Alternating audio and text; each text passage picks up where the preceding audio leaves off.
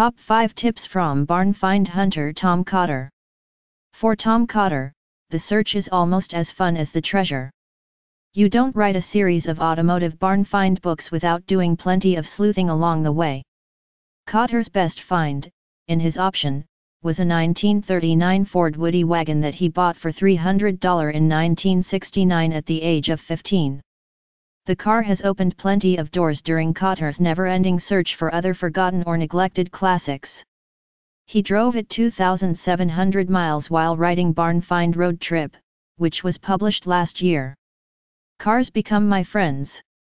It's as hard for me to say goodbye to a long-owned car as it is to say goodbye to a longtime friend, said Cotter, who has written 11 automotive books, including the award-winning In the Barn series. Cars have personalities that I grow comfortable with. Cotter, 62, was born in New York City and grew up as a car-crazy kid on Long Island.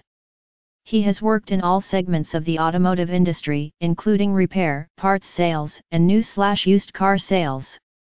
He also spent 25 years in auto racing public relations. Cotter, who now lives in North Carolina, found plenty of diamonds in the rough since he bought his first car, a 1940 Ford convertible.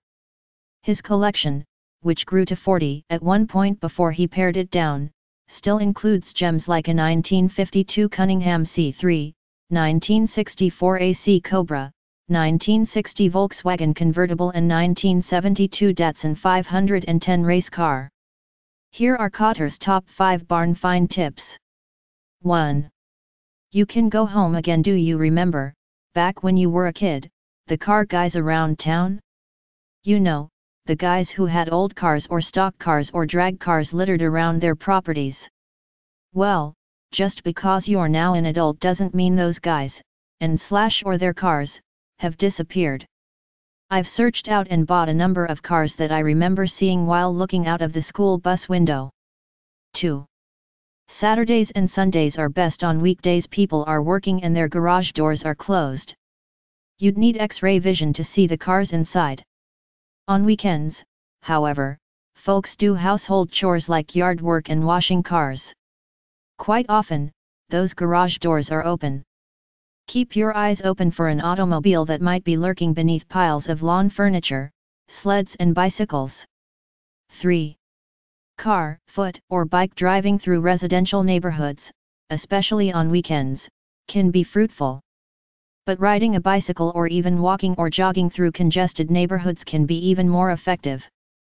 Pedestrians travel at a lower rate of speed, and it's easier to stop and turn around.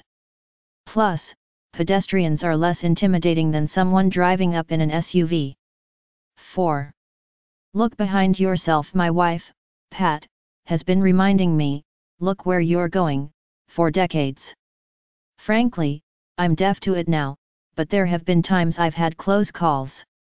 When looking for cars, it's important to remember that the same road can look different depending on which direction you're headed. So I always look over my shoulder while driving past houses and buildings. Cars might be hiding on the leeward side. 5. Dead-end and no outlets are best. Since dead-end roads are less traveled, they often bear the best automotive fruit. Most motorists, me included, don't enjoy making three-point turns at the end of a road or street, but that's where the best finds might be parked. Check it out sometime.